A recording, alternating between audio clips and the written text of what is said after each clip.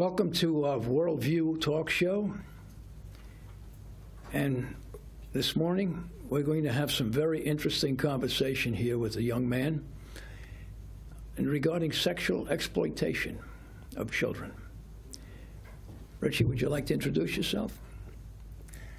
My name is Anthony. Oh, I'm sorry. That's quite all right. My name is Anthony Raiola.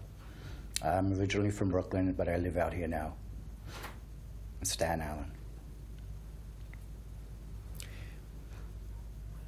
I'm Pastor Rocco Carlo. I'm senior pastor of Christian Pentecostal Church on Staten Island for 32 years, and prior to that I was a police captain, a police officer for 28 years.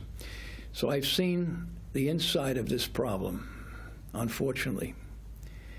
And I know, not being a participant, but a person who tried to stop it, dealing with some of the people that we come across, unfortunately they're people that we trust, and they take advantage of that trust.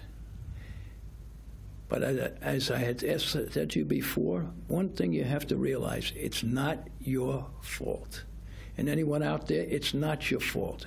People are taking advantage of a weakness, and they're exploiting people into a very harmful type of behavior. Richie, would you like to share anything? My name is Anthony. I said Richie again, right? You look like a Richie. I guess I'll change my name. That's okay. I was 14 or 15 when it happened. It was from the principal of my school, who was a Franciscan brother. On Staten Island? No, it was a high school in Brooklyn, Bishop Ford High School. Okay. And I was told that I would pass the class that I was failing if I would just relax. I don't remember exactly if it was the first time. I know the first time I was sent there was by the gym teacher. And then the deal was made that I would go to the principal's office every gym class and stay with him. And I did.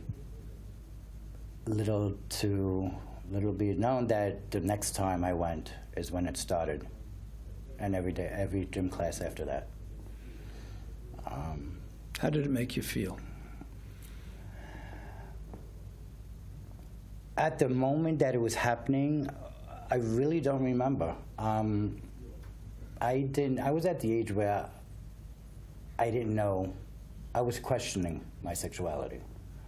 I was dating females, but I was also looking at the boys. And that's part of the reason why I did not participate in gym and go into the showers with the Right. boys. Because I didn't want to look at the boys, so I didn't participate. I was told that this is what you have to do, it'll be fun, and I'll pass you, you'll graduate, and all that. Okay, he's a priest, brother, whatever, clergyman, principal, an adult. I want to pass, I want to go home with a failure. So I did what he asked.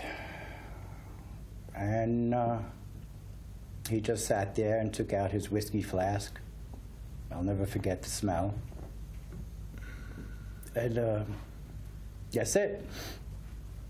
Do unmentionable things that I didn't know whether I enjoyed or not. But he did, apparently. I guess so. Yeah. And I passed school. How has it affected your life since? I've had a very sordid life.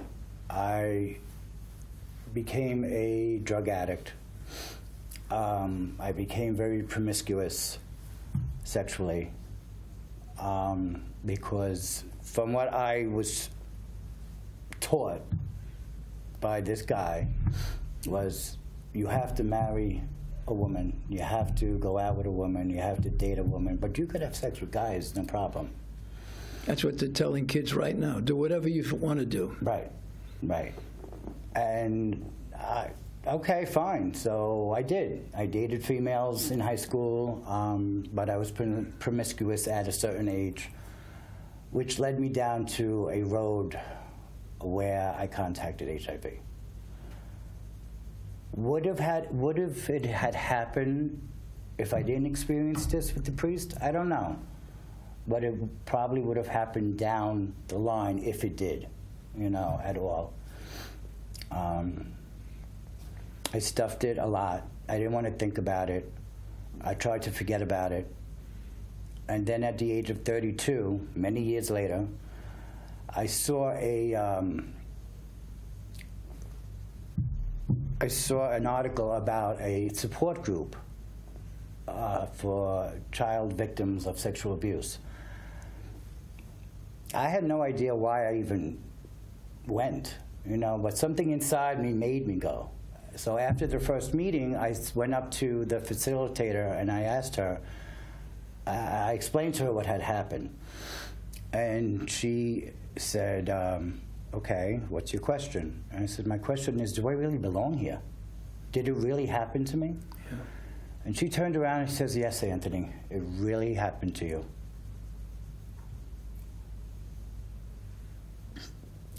Since that time, it was very hard to have a good life.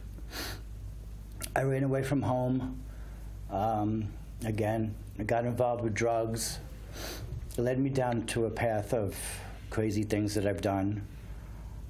Continued my therapy. Did you think about suicide?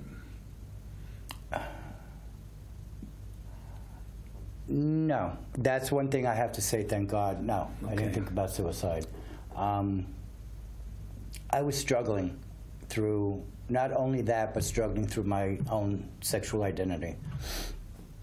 And then when I was able to understand and accept what happened, I learned how to forgive the person,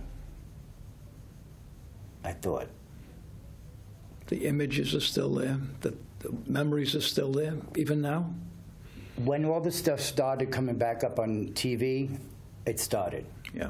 I ended up putting myself back into therapy where I am now because I have what they diagnosed me with, PTSD. SD, yeah. Same as military police. Yeah. There are things that we can't forget no matter what we try to do. I see everything in my memory. The office, the chair, his desk, what he did while I was doing what I was doing, taking out that flask, smelling the alcohol. No, I can't get rid of it. I can't get rid of that thought. The thoughts, just daydreams, nightmares, just staring into space, and it hits me, Yeah. The problem with the things that have happened to you, I'm sorry that it happened to you. I wish I could change it. I can't. But I'll say this as a pastor and as a cop. I locked up a lot of people who were doing these things in public places, in subway toilets and so on. And it's sad to say it, people who you would trust, rabbis, priests, ministers, and when they got caught, it was a shock to everybody. But I think people knew. It's just that the shock was that they got caught. Right. Even in the cases now, we were talking about this before, where someone comes out and says, this is what happened to me by this particular person, and people have covered it up. My personal theory as a cop is the person who was the supervisor or the person in charge couldn't do anything about it because they were guilty of the same thing. And they each had something on each other. It's the only way it makes sense. But unfortunately, these people that do that, when you catch them, you know what they say? Somebody did it to me. So that does that. And they justify, no, it doesn't. But in their mind, this is the way they're thinking. And it's amazing that as much as you are with people like this, you can't convince them that what they did was wrong. They just overlook the fact that they had done something terrible to somebody, especially a child whose feelings, whose whole life is being formed, and you throw a piece of dynamite, so to speak, into it. And then even no guilt of what they did. They took this principal after 2 years, and they transferred him to a college in Brooklyn, where he died of cirrhosis of the liver. And I'll take a guess, Anthony, that he kept the same thing going on there. All it did was change the venue. Mm-hmm. It's a real sickness, and pills and other things, they just can't cure it. No. I know there is a cure, and that cure is in Christ Jesus. He's the only one that can forgive and change lives. He can make us a new person. But the person has to want to change. Right. And in most of these cases, the person doesn't want to change. Right. In fact, they blame themselves. Why did I let this happen to me, and so on. But you're at a stage of your life, and you were at a stage of your life where you really can't say to an adult, don't do that, especially somebody you trust. I thought about that, and I blamed myself for a while. But I learned through my therapy at 32 and my therapy now that is not my fault. You were abused. You were used. Being used. Yeah. Yeah. The sad part of the whole thing is that, unfortunately, statistics prove, and this is only on reported things, that about 3 out of every 5 young girls are abused, and at least 2 out of 5 young men. And that's only because of what's reported. Right. What's not reported is who knows what is really going on. Right. And it's sad that people that we trust, people in the clergy, people in the scouting, people that we trust that are going to look out for our protection and to help us through life, will do things like this and then justify it. Yeah. They seem to have no guilt at all. No, I remember him telling me that I wasn't allowed to say anything. He said it was just our secret. Well, he was protecting himself, not you. I didn't say anything, of course. And then again, if you did say anything, who's going to believe a kid? And that's what they were counting on. Right. Unfortunately, for them, today, a lot more people are coming out and saying, this is what happened to me. And there's something in law called preponderance of the evidence. It's when you have so many people saying the same thing. We've seen it with some very high-end people where it's not one accusation of abuse. It's 50 or 60. Now, wait, some people could be lying, but not everybody's lying. Right. And that's the sad part of it, that has to happen before these people are stopped. And then they get some big lawyers and try to twist everything, and even putting a person on the stand about something like this, they'll try to destroy you. Mm-hmm. In fact, I had a case where a kid in my scout troop was being abused in a home where he lived by a guy who was living there. And the amazing thing about it is the guy was a postman. Wow. I went down to the precinct, and it turned out this guy had 3 cases pending, but the post office didn't know about it. One was his own nephew. Anyway, we went to court with this, and the lawyer wanted a trial. This kid was about maybe 10 years old, and he was a special needs, not totally, but he was very naive. And I told the lawyer right out in the middle of, we were in the hallway, he says, you're going to bring this to trial? I said, why don't you, if you think this guy is innocent, why don't you invite him to your house? You have kids? Yeah, right. Of course, he didn't want to answer me. But I'm saying, how can you defend somebody that has done this, especially when there's a record of other incidents? Mm-hmm. This is not an accident. Mm-hmm. And the damage that is done, all right, yes, there's a monetary thing to it, but money doesn't change this. And it doesn't repay the terrible thoughts and all the terrible things that have come your way. I'm definitely not in it for the money. No. I don't, first of all, I don't think they would even have any kind of sympathy of all the pain and suffering I went through, or I'm still going through, or all of us victims and survivors that went through are going through. But I want people to know that they're not alone. You know, they're not alone. I'm glad you said that. And I want to be here for anyone who needs help, who wants to talk about it. I think you're very brave coming forward like this, because there are people out there right now that have all these hidden things in their mind. And believe it or not, even if it's hidden, it affects everything you think and do all your life. Absolutely. It destroyed my life. I have to say it did. I mean, I had a good life because I made it a good life, even though I was stuck in a certain sordid life. Right. But would I have had that sordid life, or maybe not? Anthony, I don't know. I'll tell you this. I wasn't given a doubt choice. that you would have been in that lifestyle if this hadn't happened to you. And again, unfortunately, it's happening every day in every part of life. It crosses cultural lines, color lines, all kinds of different lines.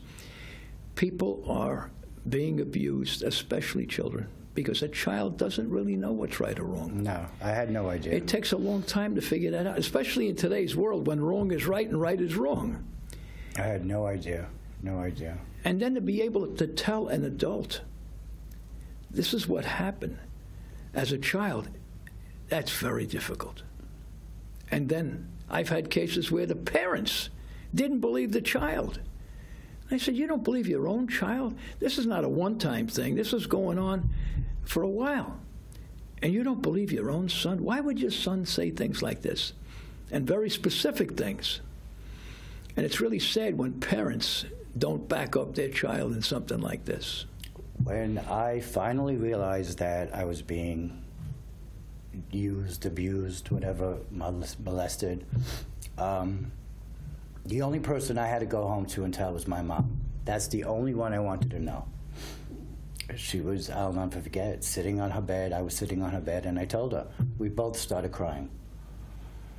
And she said to me, why didn't you tell me or tell Daddy when it happened? I said, Ma, I was 14 years old.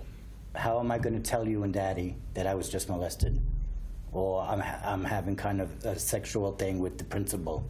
A priest. A priest, no less. That they looked up to, too, I'm exactly, sure. Yeah. Exactly. We were born Catholic, went to Catholic church, they sent us to all the Catholic schools, grammar school, high school, college. How was I supposed to, at that age? Now I love my life. I really do. You know, I know who I am. I'm happy who I am. I'm proud of who I am. And I just have to deal with it. I have to deal with the memories and the nightmares, and hopefully they'll go away, but back of my mind, because right now I have a lot of rage in me, a lot of rage. And it's not at the church, because the church is a building. Right. It's not at... Actually, the word church means people, believe it or not a building. Yeah. Okay, good. Yeah. And it's not about the religion, because I'm Catholic. I'm a Christian. You're still a Catholic. I still believe in God. I still believe in Jesus. I still, you know, it's about the people behind the church. The organization. Church. Using it for the wrong purpose. The one that uses it, that hides behind it. Yeah. So I have no respect at all for clergy people like that in a Catholic organization. Wow. And it's sad. It's very sad, because I saw the Pope come here, and I couldn't get excited. Yeah. I called my mother up crying. I can't get excited. Well, if there's going to be change in the Catholic Church, it has to come down from the top hard, not vague, or it's got to come down very hard. Well, they just recently published a new charter, okay, in 2002 for the protection of child abuse, and then amended it in 2018. Okay, and the Pope came out with a letter to all the people. And I have it. I read it. I have it on my phone. I have the hard copy at home. Not once did they say, I'm sorry. Not once. And that is called for. They finally accepted and taking responsibility and accountability, but not once, I'm sorry. But they want an I'm sorry about a little skit that was done on Saturday Night Live, comparing the Catholic Church to R. Kelly, whatever. Yeah. Are you kidding me? You know what the sad part, Anthony, also is? There are many good priests. Yeah. There are. I have good friends that are priests. And this stains all of them. Yes, it does. Because it's going to make people look at them from a different light. Are they one of those, you know, kind of guys, and so on? I did it. Yeah. I had to go to a funeral mass, and I'm looking at the priest and I'm going, I wonder. Yeah. I wonder. Well, it's a natural thing because you're a witness to what could happen. And it's sad that, like I said, when it is brought forward, it should be treated as a crime. It is a crime. Absolutely. And it's a crime that affects not just the person, it affects everybody around him. Yes, it does. Yes, it does. And it affects for a long, long time, as you said. Mm-hmm. It's not something you can erase with an eraser. I wish I could, because... You know what I tell people in regard to things like this, and then, again, you may not agree with it, but it helps them. I said, our mind is like a bookshelf, and we have all these different books up there, especially grief and things like this, or things that happen to us that we don't want to remember, but they're there. We can't get rid of them. But the best you can do is take the book out when you want and put it back when you want. True. That's the best you can do. I like that. And the best you can do with these hard decisions and even hard experiences.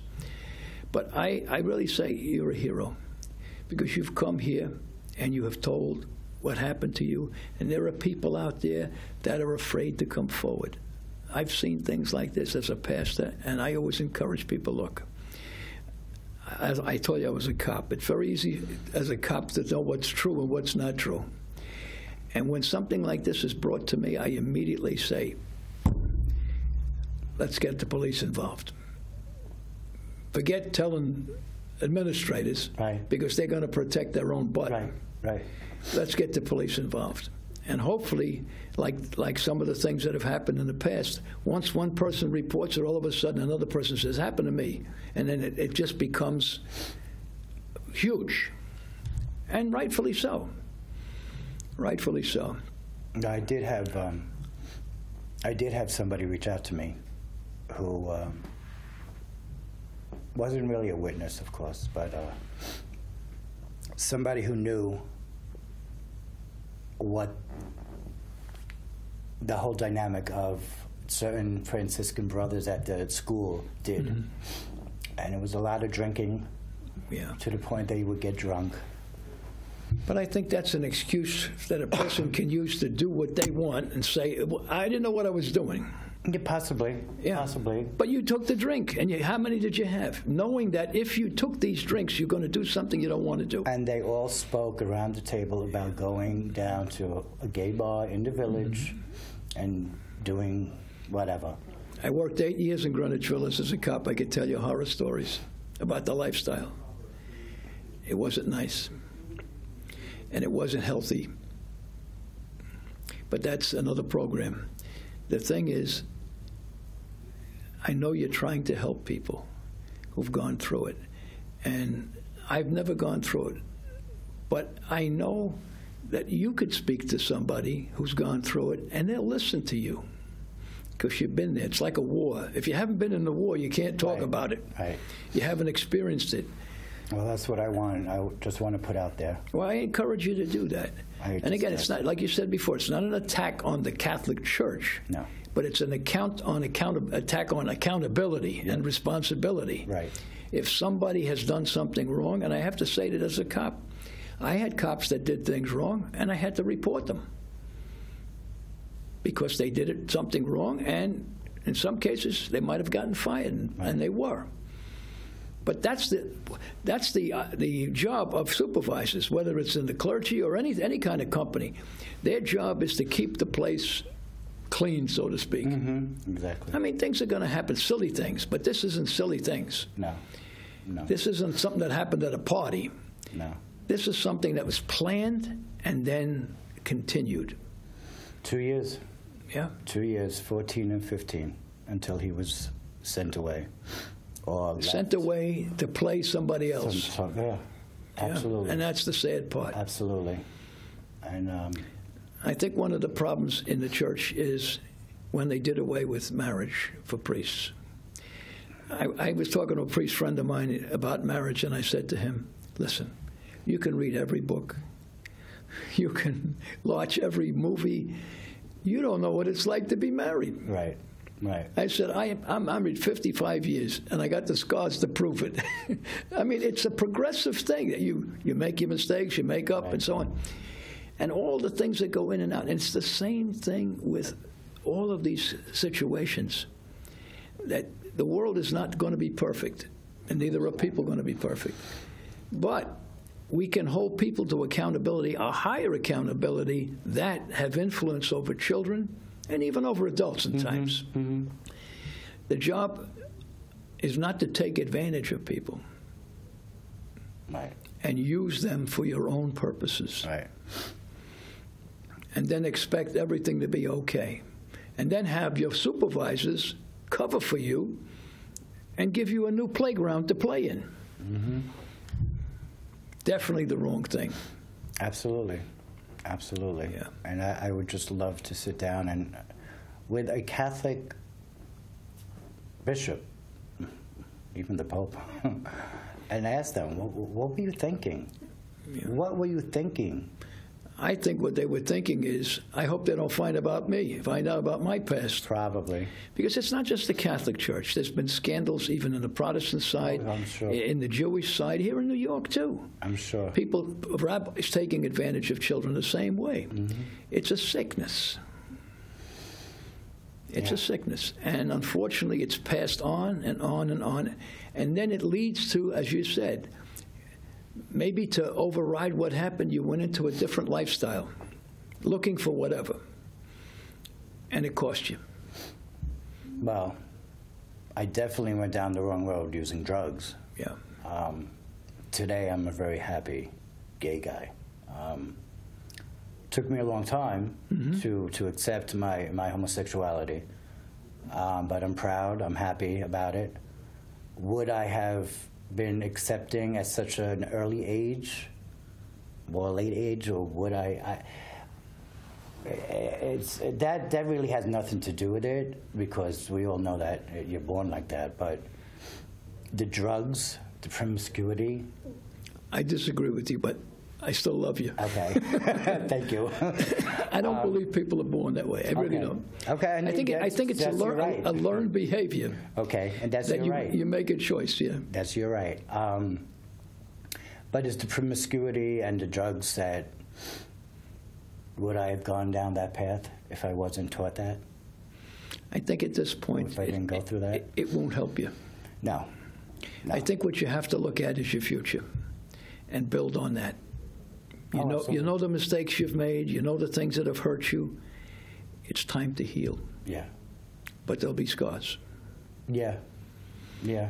But as I said, there are times when you got to just shut the television off in your brain and say, this is not going to help me. Right.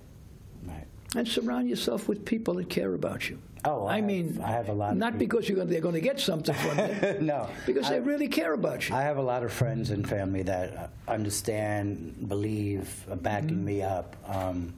So yeah, I do. Would you like to say anything else as we close?